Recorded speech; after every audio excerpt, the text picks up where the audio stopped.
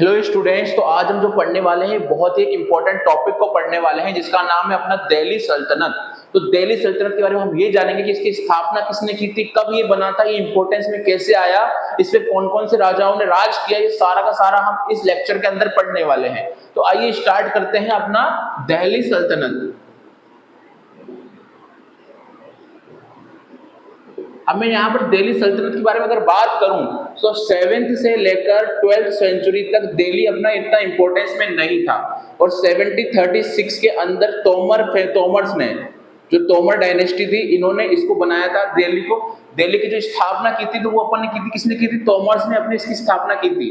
और सबसे पहली बात करूं तो तोमर जो थे, तोमर जो वंश था अपना, तोमर जो डायनेस्टी थी, तोमर वंश में अपना राजा कौन था? राजा अंगपाल, जिन्होंने 1130 के अंदर यहाँ पर राज किया। अब क्या हुआ इसके बाद? चौहान, जिनको पुराने उसमें लैंग्वेज में चाहमान भी बोलते हैं। क्या बोलते हैं? चाहमान भी बोला जाता है।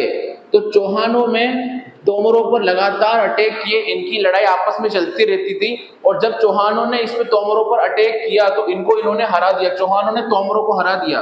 और उसके बाद पृथ्वीराज जो चौहान हैं, पृथ्वीराज चौहान यहाँ के राजा बने, पृथ्वीराज चौहान 1175 में। ठीक है, अब पृथ्वीराज चौहान यहाँ के राजा बन गए। अब पृथ्वीराज चौहान के बारे में अगर बात करें तो पृथ्वीराज चौहान और मोहम्मद गोरी, पृथ्वीराज चौहान और मोहम्मद गोरी, इन दोनों के बीच में 17 बार लड़ाइयां हुई है। 17 बार इनके बीच में वॉर हुई है, जिसमें से 16 बार मोहम्मद गोरी हारा है, लेकिन 17वीं बार यानी कि लास्ट टाइम जो है पृथ्वीराज चौहान मोहम्मद गोरी से हार गया। और हारने का कारण तो अपना एक ही होता है कि अपने खुद ही ने किसी ने अपने धोखा दिया हो, है ना। तो ये यहाँ पर हार गया 17वीं बार। तो मोहम्मद गोरी पृथ्वीराज चौहान को पकड़कर अपने साथ अफगानिस्तान ले गया, अफगान ले गया।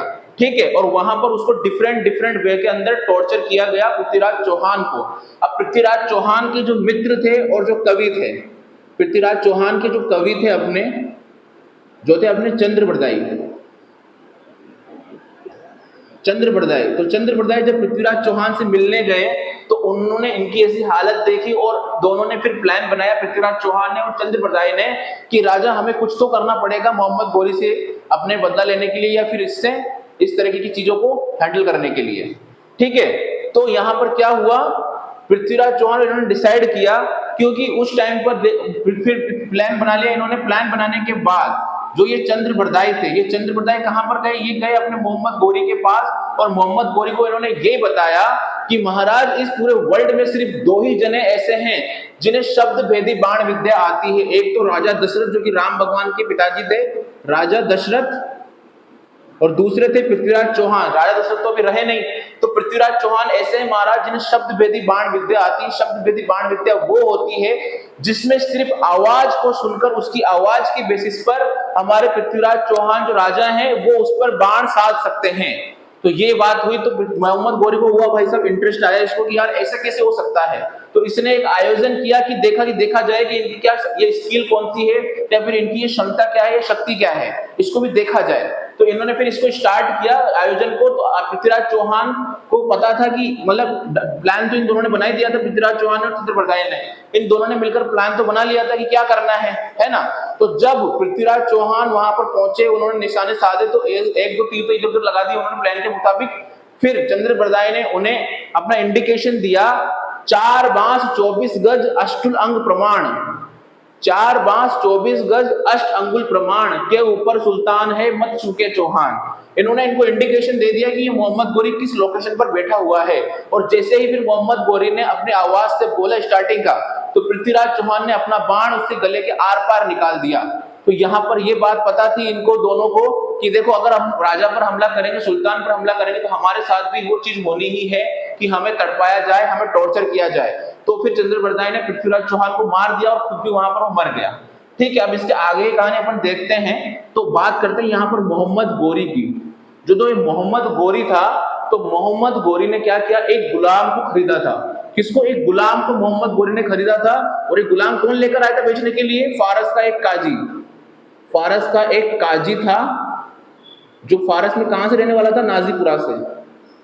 नाजीपुरा का रहने वाला था। तो फारस का जो ये काजी है, इसने उस गुलाम को खरीदा था और इस गुलाम को लाकर किसको बेच दिया? मोहम्मद गोरी को बेच दिया।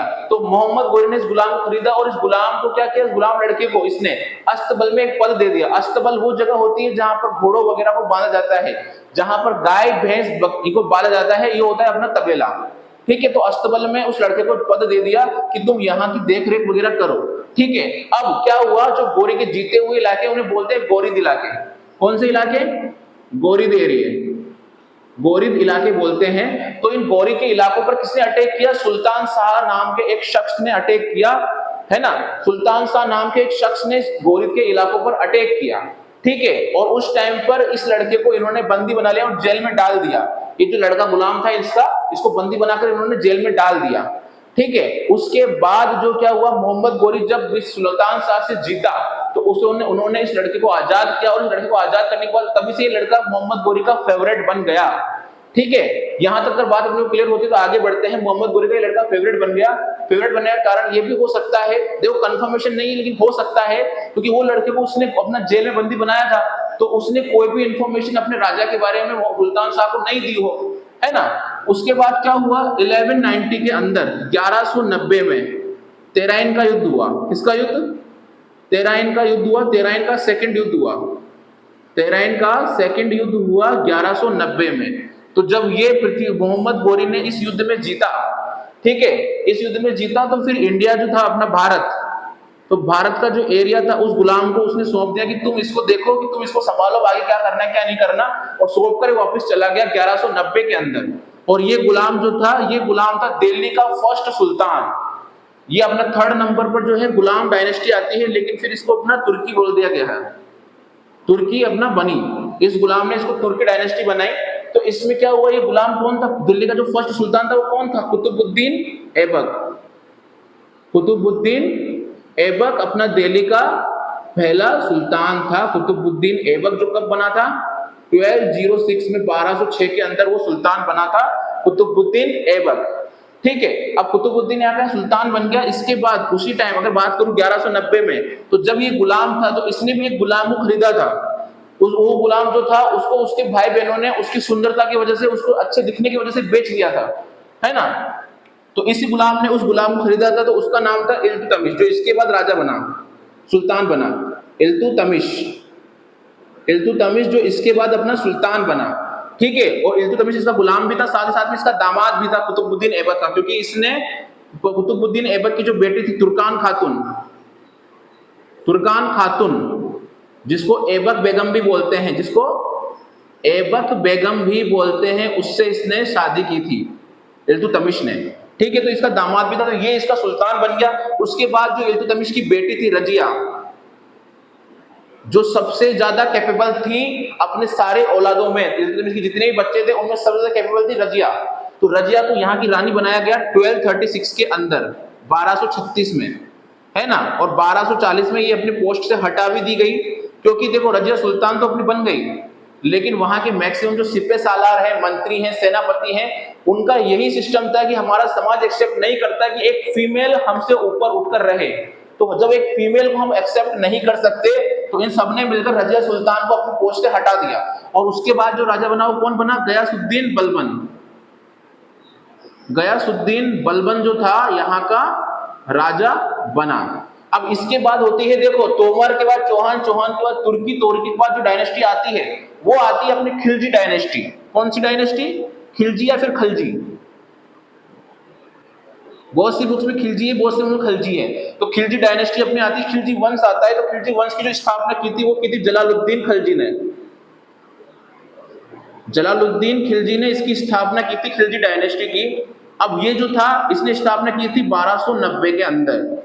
1290 में इसकी खिलजी डायनेस्टी की स्थापना की थी और दिल्ली पर राज किया था। अब क्या था, इसका जो भतीजा था उसने ही अपने चाचा जलालुद्दीन को मारकर दिल्ली पर राज किया, और उसका नाम क्या था? अलाउद्दीन खिलजी। अलाउद्दीन खिलजी, अलाउद्दीन खिलजी ने यहाँ पर राज किया था दिल्ली पर अपने ही चाचा को मारकर, और 20 सालों तक ये राजा रहा, है ना। 20 सालों तक इसने यहाँ पर राज किया। और इसके बाद जो डायनेस्टी आती है वो अपने 5वें नंबर पर आती है तुगलक डायनेस्टी।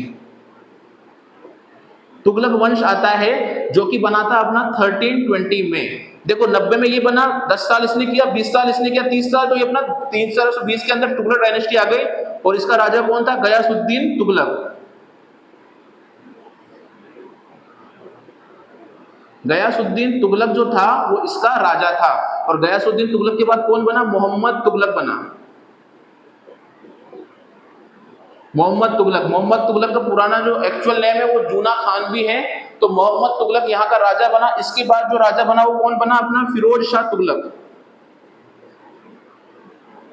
फिरोज शाह तुगलक यहाँ का राजा बना।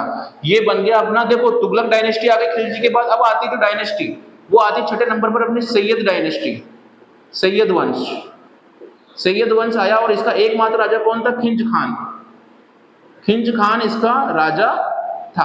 अब 7वें नंबर पर जो अपनी डायनेस्टी आती है, 7वें नंबर पर जो अपना वंश आता है वो आता है लोधी वंश, लोधी डायनेस्टी। और इसका जो राजा कौन था? वो था अपना बहलोल लोधी। इसका राजा कौन था? अपना बहलोल लोधी इसका राजा था। तो ये यहाँ पर अपनी बात आती है बहलोल लोधी वगैरह की। अब यहाँ पर अगर बात करूं, यहाँ पर तो 1320 के अंदर तो ये थी, है ना। अब जो सैयद वंश आया था वो आया था अपना 1414 के अंदर, 1414 के अंदर अपना आया था सैयद वंश। और इसके बाद क्या आया था? 1451 के अंदर अपना कौन आया था? अपना लोधी वंश आया था, जिसका राष्ट्र रूलर कौन था? इब्राहिम लोधी। इब्राहिम लोधी इसका लास्ट रूलर था। और 1526 के अंदर अपना जो ये वंश था वो अपना एंड हो गया। और 1526 के बाद मुगलों का साम्राज्य स्टार्ट हो गया था। मुगलों के बारे में अपन पढ़ेंगे अगले लेक्चर्स में, आने वाले लेक्चर्स में अपन पढ़ेंगे। बट फिलहाल अपन जो पढ़ रहे थे इसके बारे में पढ़ रहे थे। अब यहाँ पर एक बार इसको एक बार कंप्लीटली दोबारा से देख लेते हैं। तो देखो सबसे पहले जो दिल्ली पर बना था वो बनी थी 736 के अंदर। राज किसने किया था? तोमर ने बनाया था। तोमरों ने राज किए। राजा कौन थे? राजा अंगपाल थे। अब राजा अंगपाल पर किसने अटैक किया? चौहानों ने अटैक किया। चौहानों ने अटैक करके जिनको चाहमान बोलते थे, 1175 के अंदर जो चौहान थे वहां यहाँ के राजा बन गए। उसमें राजा कौन थे? पृथ्वीराज चौहान थे। पृथ्वीराज चौहान और मोहम्मद गोरी की अपने पूरी स्टोरी पढ़ी है कैसे क्या है। फिर मोहम्मद गोरी ने एक लड़के को अपना गुलाम बनाया और खरीदा वहां से, और उस लड़के को, वो लड़का क्या बना? दिल्ली का फर्स्ट सुल्तान बना। इसी बीच में देखा तेराइन का युद्ध, देखा सेकंड युद्ध। तो तेराइन के युद्ध के बारे में कंप्लीट डिटेल्ड में अपन डिस्कशन करेंगे अगले आने वाले लेक्चर्स के अंदर। बट अभी इसको अपन समझते हैं भी तेराइन का कुतुबुद्दीन ऐबक जो दिल्ली का अपना फर्स्ट सुल्तान बना था, कौन बना था? कुतुबुद्दीन ऐबक बना था 1206 के अंदर। उसके बाद जो कुतुबुद्दीन ऐबक ने जो गुलाम खरीदा था इल्तुतमिश, वो सुल्तान बना। उसकी बेटी से, कुतुबुद्दीन ऐबक की जो बेटी थी तुर्कान खातून, उससे इल्तुतमिश की शादी हुई थी, ठीक है। और उसके बाद उस इल्तुतमिश की जो बेटी थी रजिया, वो सुल्तान बनी क्योंकि सबसे ज्यादा कैपेबल यही थी। उसके बाद कौन बना? गयासुद्दीन बलबन यहाँ का राजा बना।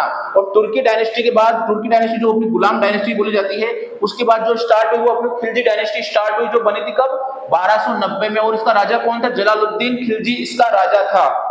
और अपने ही चाचा जलालुद्दीन को मार कर अलाउद्दीन खिलजी ने यहाँ पर 20 साल राज किया। और खिलजी डायनेस्टी के बाद जो स्टार्ट हुई वो अपनी तुगलक डायनेस्टी स्टार्ट हुई 1320 के अंदर। और इसका राजा कौन था? गयासुद्दीन तुगलक था। और उसके बाद कौन बना? मोहम्मद तुगलक। फिर अपना फिरोज शाह तुगलक। उसके बाद इसको हराकर सैयद वंश अपना जो था, सैयद डायनेस्टी, वो अपने यहाँ पर आई 1414 के अंदर। और इसका एकमात्र राजा था वो था अपना खिंज खान, ठीक है। और लास्ट जो डायनेस्टी आई इसमें सुल्तानों में, वो कौन सी आई है? लोधी वंश। और उसका राजा कौन था? बहलोल लोधी। और लास्ट शासक कौन था? इब्राहिम लोधी था, जो अपना 1451 के अंदर इन्होंने लोधी वंश बनाया है। और 1451 के अंदर इन्होंने बनाया है लोधी वंश। और 1526 के अंदर अपनी जो लोधी डायनेस्टी थी उसका एंड हो गया। और उसके बाद स्टार्ट हो गया मुगल साम्राज्य। तो आज की क्लास में अपन इतना ही पढ़ा है, ये अपना इंपॉर्टेंट अपन ने ऊपर से बता दिया है। थोड़ा सा इसको डीप में अपन पढ़ेंगे कि तेराइन का युद्ध क्या था, मोहम्मद गोरी कैसे मरा, अलाउद्दीन खिलजी ने कैसे राज किया, खिलजी वंश क्या था, तुगलक वंश क्या था, हर चीज को अपन डिटेल में पढ़ेंगे। उसके बाद मुगल साम्राज्य ने क्या क्या किया, क्या क्या नहीं किया, उस सारा हम डिटेल में पढ़ने वाले हैं। आज की क्लास में इतना ही, मिलते हैं अगली क्लास में। राधे राधे।